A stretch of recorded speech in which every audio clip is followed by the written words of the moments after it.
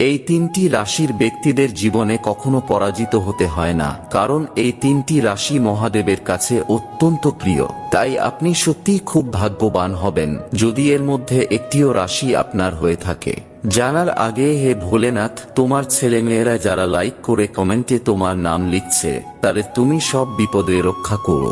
Number 1, তুলা রাশি। এই রাশির ব্যক্তিদের প্রতি মহাদেব অত্যন্ত প্রসন্ন হয়ে থাকেন। ভগবান শিবের কৃপা থাকার কারণে তুলা রাশির লোকদের জীবন শান্তি ও খুশিতে ভরে যায়। নাম্বার 2, মেষ রাশি। এই রাশির লোকেদের ওপর ভগবান শিবের বিশেষ কৃপা থাকে। জীবনে যে কোনো কর্মে মেষ রাশির লোকদের ভগবান শিব কখনোই নিরাশ হতে দেন না।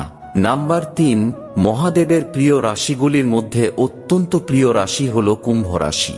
এই রাশির লোকেদের খুব বেশি পরিশ্রম করতে হয় না, খুব কম সময়ের মধ্যেই এনাদের সফলতার প্রাপ্তি হয়।